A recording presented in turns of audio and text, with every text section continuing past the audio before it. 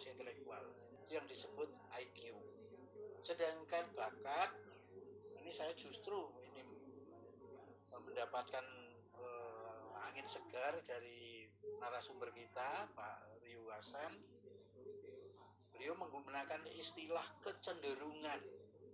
Kecenderungan memiliki keunggulan pada aspek tertentu atau bidang tertentu yang secara konsisten. Lalu bagi apa hubungannya antara bakat dan minat? Minat adalah motivasi yang muncul pada diri. Nah, ini juga ada resep baru tadi dari Mas Agil. Kita mau ngomong apapun, kata kuncinya adalah pada diri kita. Kalau diri kita sendiri belum tersulut untuk mau berubah, maka itu yang dimaksud minat. Nah, tugas pendidikan, kita dalam konteks pendidikan adalah bagaimana memfasilitasi itu semua. Kecerdasan, keberbakatan, dan minat yang dimiliki siswa. Oke. Nah, kalau Renzulli, ahli psikologi, mengatakan bahwa keberbakatan itu ada 3 indikator, yaitu intelektual, lalu konsistensi, dan kreativitas. Sedangkan keberbakatan itu adalah kecenderungan potensi unggul pada bidang tertentu. Bahkan ada teori yang disebut idiosafan. Idiosafan itu adalah anak secara umum intelektualnya rendah, IQ, tetapi mempunyai keunggulan di bidang spesifik tertentu. Saya punya murid dulu, dia tunagrahita, IQ-nya di bawah 80. Tapi kalau suruh balapan pakai sepeda BMX itu pada waktu itu, itu juara, mengalahkan anak yang normal. Nah, itu yang disebut idiosafan secara interumum. Tetapi kalau teori Renzulli mengatakan ada keterkaitan antara bakat dan kecerdasan. Anak yang mempunyai bakat unggul di bidang tertentu, ada indikasi kecerdasannya pun itu relatif minimum average, minimum itu. Nah, sekarang justru dengan mengikuti ini apa ya, nyebut webinar apa ini ya, apa sarasehan itu, ini kami justru lalu menemukan di klinik seni baru bagaimana meng-create pola pendidikan kita seharusnya.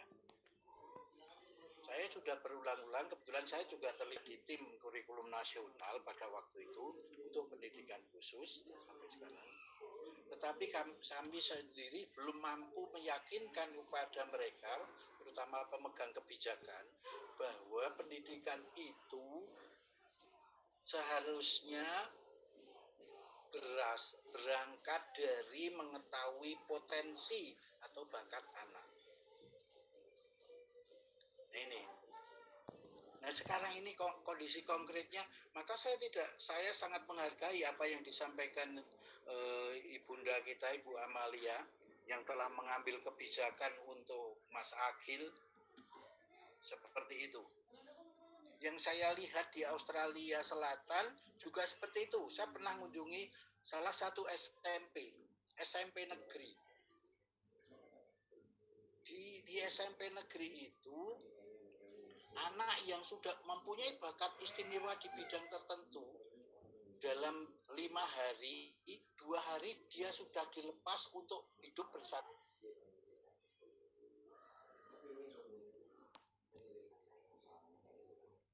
Wah, sinyalnya hilang. Waduh. Prof. Widianto. Mati kan. Profesor Goib. Profesor Goib hilang. Profesor Goib. Langsung aja Dokter Ria, apa yang ada ditanggapi? Apakah ada yang? Iya, memang yang pertanyaan berikutnya. Ya, yang disampaikan Prof tadi kan dengan bahasa yang lain sama aja sih. Hanya kalau dalam sudut pandang sains itu kan lebih sederhana. Memang kalau kita berbicara mengenai misalnya Prof. Budianto menyoroti tentang tanggung jawab pendidik, gitu ya, tanggung jawab pendidikan, gitu ya. Padahal ya nggak ada yang bertanggung jawab sih. Itu kan itu namanya ya apa namanya gaya bahasa ya, apa eufemisme yang tanggung jawab pendidikan. Siapa yang bertanggung jawab? Ya nggak ada itu, karena yang namanya pendidikan itu kan merupakan akumulasi dari sekian banyak orang di Indonesia rapat bareng gitu ya. Rapat, bayangin aja, dari kecamatan rapat ke Kodam Madya, itu ke apa namanya, rapat ke provinsi, rapat ke jadi kurikulum ora karu-karuan ya gitu, itu namanya ya. Nah, makanya sekarang kalau misalnya tanggung jawab pendidikan, siapa yang bertanggung jawab? Ya nggak ada sih. Itu tadi kan ya namanya metafora dan alegori gitu ya, perumpamaan. Tapi pada dasarnya yang namanya pendidikan ini siapa yang bertanggung jawab? Kalau pertanyaannya ini kan yang namanya pengasuhan gitu ya, pengasuhan, parenting atau nurturing gitu ya. Nurturing satu orang itu, nurturing atau parenting itu tidak hanya dilakukan oleh orang tua atau gurunya, semua gitu ya. Semua orang di dunia itu melakukan parenting. Bayangin aja misalnya, kalau kita punya anak kecil itu parenting dididik oleh siapa? Semua orang gitu. Misalkan buka film itu SpongeBob, ya dia diajari oleh SpongeBob gitu ya. Bahwa nilai-nilai di situ ada, oh iya. Tapi artinya bahwa yang namanya pendidikan itu atau parenting atau nurturing itu, satu orang anak itu di nurture atau di parenting atau diasuh oleh komunitas gitu. Jadi ya yang namanya parenting itu adalah tanggung jawab komunitas. Hanya saja pada kasus-kasus tertentu seperti yang terjadi pada Akil ini ya, yang unik ini ya, memerlukan orang-orang unik juga, orang yang paham pada keunikan Akil gitu. Tapi yang dibahasakan, yang disampaikan oleh Prof. Bianto tadi adalah dalam bahasa pendidikan ya, memang begitu. Kira-kira gitu ya. Nanti ya. Oke, silahkan lanjut, Bening, pertanyaan dari kolom chat. Pertanyaan selanjutnya dari Ibu Mariana, apakah bakat manusia tersebut bisa terlihat pada fisik manusia? Misalnya orang yang pintar matematika, salah satu bagian otaknya lebih besar, atau orang yang pintar silat, bagian otak motoriknya lebih besar. Gitu, Dokter. Ya, kalau itu sudah jelas ya, bahwa keberbakatan seseorang itu dilihat sejak dini, bisa dengan apa? Dengan fungsional MRI misalnya. Ada area-area tertentu. Jadi pencarian bakat itu ya, pencarian bakat seseorang sekarang lebih gampang dengan yang namanya pencitraan atau teknik imaging MRI yang sekarang sudah makin canggih dengan PET scan. Sekarang menelusuri bakat seseorang itu bisa. Gitu. Hanya saja bakat itu akan berhadapan dengan yang bersangkutan itu minat apa enggak itu. Wah, kamu bakat silat tapi nggak suka silat, gimana? Nggak suka, gitu ya, nggak jadi. Gitu. Artinya dalam hal ini bakat, apakah bakat itu hardwire atau tertanam pada otak? Ya. Bentar ini loh. Apakah bisa dilihat? Bisa. Apa bisa ditelusuri? Bisa. Tapi bakat itu satu hal, tapi minat itu adalah hal yang lain. Ya, itu. Atau minat itu satu hal, bakat itu juga hal yang lain. Ini penting. Mbak Li ulang tahun. Terima kasih. Pertanyaan selanjutnya dari Rais Effendi. Benarkah kalau orang saat menggambar lagi susah atau tidak senang warna-warna yang dipakai untuk menggambar, warna yang dipakai itu cenderung lebih gelap, banyakkan warna gelap, gitu? Ya, begitu ya. Preferensi terhadap warna itu tidak berhubungan dengan apapun, gitu ya. Artinya tidak sebab akibat, itu acak aja ada orang-orang tertentu yang cenderung memilih warna-warna tertentu, tapi bahwa itu berhubungan dengan sikap atau kondisi mental tertentu, tidak. Ya, baik. pertanyaan selanjutnya dari Agam. Persoalan bakat seni ini tergantung tinjauan dan merujuk pada nilai artistik atau pemahaman atau corak seni yang mana. Kalau konteks bakat saya kira lebih menyasar pada seni yang formalistik, dalam kurung skill pengolahan bentuk, corak, impresi bentuk, dan lain sebagainya. Kalau ini dipadankan lain seperti seni outsider atau folk yang sekarang posisinya juga dinikmati sebagai seni. Kiranya semua perlu kita melihat ketepatan dan kesesuaian pertemuan menyimpulkan premis soal yang dalam topik pembahasan ini. Oh, ini lebih ke pemasukan atau statement aja, Greg, ternyata tidak pertanyaan. Ya. Mungkin Dr. mau menanggapi atau lanjut ke pertanyaan selanjutnya? Enggak, kalau pernyataan ya nggak apa-apa, boleh-boleh aja, terserah. Baik, pertanyaan selanjutnya. Ya, pakai kamu kan ya? Berani ya? Rum Marwoto, izin cuek ya? Nggak dengar, Wening. Halo? Halo, Wening. Mau kontak sih. Wening, sinyalmu putus, Nak.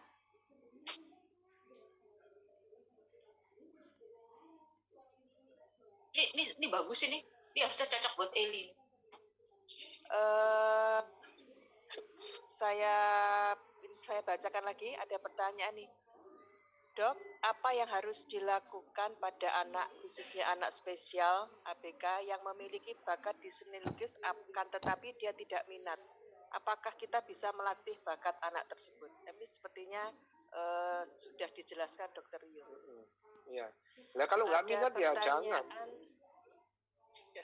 Kalau nggak minat yang jangan ya. Itu bakatmu itu yang ngebet orang tuanya itu. Setuju, Dok. Yang ngebet orang tuanya. Yang penting minat dulu ya itu tadi ya. Iya itu. Saya dulu juga gitu. Saya itu sangat bakat ngafal Al-Quran tapi nggak minat. Dipeksa. Ya, hafal Al-Quran umur 7 tahun tapi nggak seneng.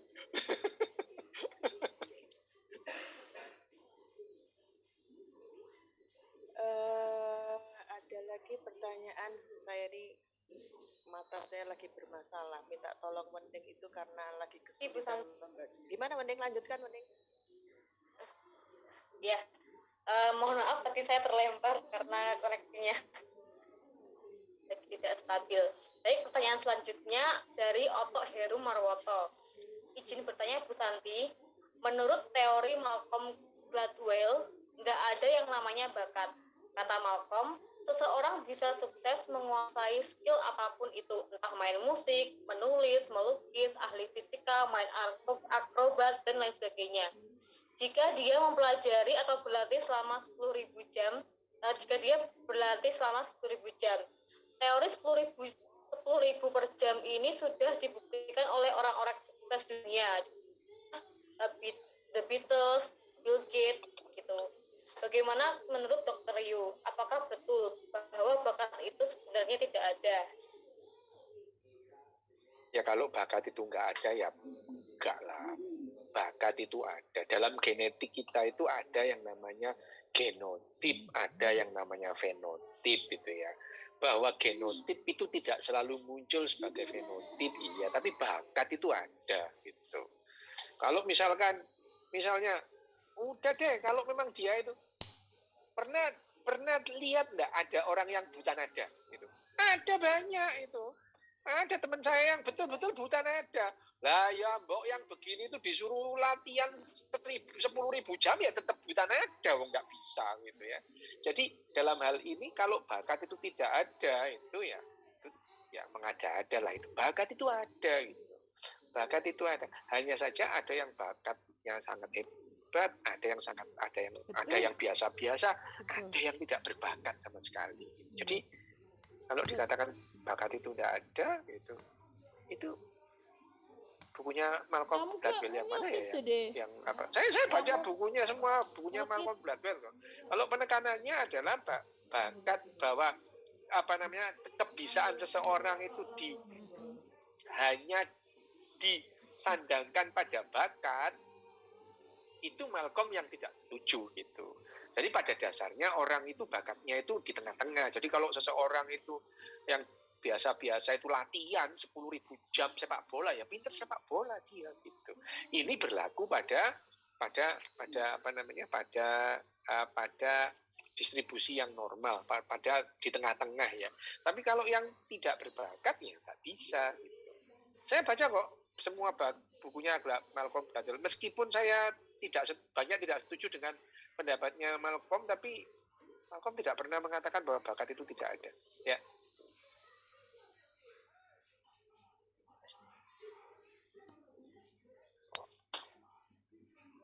Mening? Ngomong sama orang seni itu beda Mening. ya. Halo, apakah Ya, Orang seni lanjut. saya terdengar? Ya. dia Ya. bawanya nyantai gitu, dibawa Ya. santai. Hilang Pertanyaan suaramu. selanjutnya dari waduh.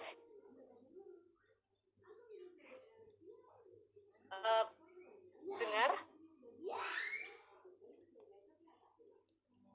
Halo?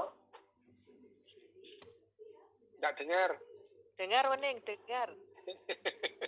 Dengar tuh. dengar, Mening. Ya putus. Hilang San, hilang. Mungkin dibacain kali.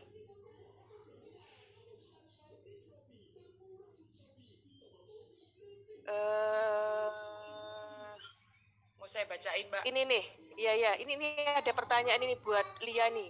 Bagaimana Bu Amalia bisa mengkondisikan meredam saat akil emosi tak terkendali?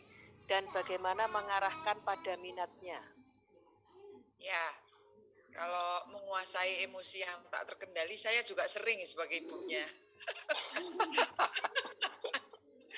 Jadi ketika saya emosi tidak terkendali, saya pengen punya ruang sendiri gitu. Jadi jangan langsung jangan marah dong, udah biarin, kalau memang mau marah ya marah, kasih ruang. Jadi kalau Akil mau marah ya udah saya kasih ruang dulu aja gitu. Asal dia tidak melukai diri itu aja. Tapi saya nggak langsung nepuk-nepuk, aduh laki kok nangis gitu, enggak. Buat saya boleh nangis kok dihalangi gitu. Jadi kalau dia mau nangis, mau gembira kelewatan gitu, atau mau sedih banget atau mau marah-marah ya wis monggo marah gitu. Tapi nanti ya habis itu kamu ngomong ya sama Ike ya gitu. Itu aja dulu gitu. Kamu tadi kenapa gitu, atau kamu kemarin kenapa? Tapi orang Indonesia tuh kan gitu ya. Maksudnya kalau sekarang harus diselesaikan sekarang gitu loh. Enggak, semua enggak harus gitu. Udah biarin dulu marah, boleh kok. Marah tuh boleh, sedih tuh Mas boleh coba gitu. hubungin papamu nak. Dan Gimana memang nggak ngerti. ketika marah ya saya bilang, selalu pulang kantor saya bilang, oh Akil, Satria, saya di kantor lagi nyebelin banget, lagi bikin marah, kamu jangan deket-deket aku ya, aku nih bisa gigit orang loh gitu. Akil juga jadi gitu. Sebentar, jangan ganggu aku lagi nggak enak hati nih, tunggu gitu. Jadi ya komunikasi, meskipun komunikasinya ya ala Simpson gitu ya, tapi itu yang utama. Jadi orang lain itu harus tahu apa yang kamu rasain, supaya orang lain itu bisa bersikap yang nyaman buat mereka gitu. Kalau tahu bahwa Aki lagi suntuk, jadi saya tahu saya nggak mau deket-deket. Kalau dia udah jangan ganggu, aku lagi nggak enak, ya udah. Saya nggak akan ganggu gitu. Tapi kalau saya nggak kasih tahu atau Akil nggak kasih tahu perasaannya, kan saya jadi nggak ngerti gitu. Jadi akhirnya bertengkar. Nah, ketika anaknya Akil masih umur 6 atau 5 tahun waktu itu, belum bisa mengungkapkan ya. Waktu dia tantrum ya saya biarkan dulu dia tantrum sampai kelelahan. Setelah itu ya saya peluk lah. Saya nggak bisa ngomong waktu itu, dia juga masih belum ngerti. Jadi udah saya peluk aja gitu. Nangis ya nangis berdua. Tadi dibilang dokter bahwa saya berdarah-darah, yos gak karu-karuan berdarah-darahnya gitu. Tapi ya wis ayo dihadapi ae, iki wis kayak maraton tapi nggak ada garis finishnya gitu. Jadi kalau maraton tuh kan harus ada strateginya ya, kapan berhenti, kapan nafas, kapan lari sprint gitu. Ya wis dijalani aja gitu. Kemudian bagaimana tahu minatnya, ya wis dijalani aja. Yang lagi seneng apa gitu ya wis yosiku wis ayo wis dijalani bareng gitu. Sekarang lagi hot-hotnya melukis ya monggo. Tapi nanti ketika dia umur 21 atau 22 tiba-tiba dia mau jadi penerbang ya wis ayo wis tak lakoni wis bareng ae skill ngono ae wis gitu. Jadi dulu Akil pernah dihina-dina oleh seorang kurator gitu ya. Kuratornya ngomong, Bu Amalia ini anakmu bukan pelukis ini, anakmu ini cuma anak disabilitas ini, nggak mungkin jadi seniman, saya nggak mau beli, yo, gak urusan, aku gak ngoleh duit, lukisannya Akil loh. Sekarangmu, wis gak popo. Iya. Kan aneh kan, aneh. Ajaib ini. Anaknya mbak ibunya podo ajaib. Oke, saya pamit dulu ya. Aku pamit Ya, dhisik, San. oke Dokter Yu. Ya. Oke. Eh, Terima kasih. Ya, silakan Dokter Yu, terima kasih. Iya, Kasih Lu. Dokter Yu, nice to meet you, Dok. Terus udah gitu seneng sekali Agil Agil. kamu Terima ya kasih. jam segini. Operasi. Ya, seneng banget. Paling tidak ada bakat nyebelin tuh saya seneng, Dok. Oke, yuk. Sampai ketemu. Ya, makasih Dok. Lia, ini ada pertanyaan buatmu, satu pertanyaan lagi. Tanda-tanda ciri tolok ukurnya bagaimana mengetahui peminatan anak disleksia? Bagaimana pengenalan minat juga dikenalkan bermacam-macam namun masih belum suka. Ini bagaimana, Dek? Iya. Baik, Mbak. Pada intinya sih nggak ada teorinya buat saya, tapi pengalaman saya ketika dia diajak ngomong terus matanya berbinar-binar dan lama dia tahan gitu diajak ngobrol tentang satu kasus lama gitu dan dia sangat antusias gitu ketika membicarakan topik tersebut. Kalau adiknya Akil, Satria itu membahas mengenai mobil itu bisa berjam-jam dan dia bisa hafal semua kapan VW itu diciptakan dan kenapa VW diciptakan itu dia tahu, berarti kepeminatannya dia ada di situ. Dan kemudian kita tunggu 6 bulan. Pengalaman saya 6 bulan. Lama ya? Jadi Akil dulu bulu tangkis, wah heboh banget pokoknya. Sampai 6 bulan nanti lama-lama ditaruh gitu udah kelihatan berarti dia nggak. Dan saya nggak akan paksa. Biasanya kalau orang tua kan gini ya Mbak, udah dibeliin raket mahal, udah dibeliin ini mahal, makanya jangan beli yang mahal-mahal dulu. Itu. Kemudian dari 6 bulan akan kelihatan. Kalau dia udah tahan setahun, ya di situ kepeminatannya. Ditunggu gitu ya. Teman-teman, saya rasa cukup sudah pertemuan pada malam hari ini, sudah 2 jam. Banyak yang bisa kita peroleh dari Dr. Yu, dari Ibu Amalia, dari Akil yang menginspirasi untuk kita semuanya. Selesai sudah diskusi kita malam hari ini. Saya sangat berterima kasih atas kehadiran Ibu Amalia dan Akil dan juga teman-teman semuanya yang sudah setia sejak pukul 7 kurang sampai jam 9 tepat pada malam hari ini bisa bersama di Klinik Seni. Dr. Yu tadi mohon maaf karena beliau harus masuk ke ruang operasi, jadi beliau pamit dulu. Teman-teman, terima kasih untuk kehadirannya. Kita bisa bertemu lagi di Klinik Seni dan Neuroscience di bulan depan dengan topik pengaruh musik dan kecerdasan. Sampai jumpa, salam sehat dan bahagia selalu. Selamat malam. Malam. Terima kasih. Ini Pak Pustanto. Terima kasih. Akil.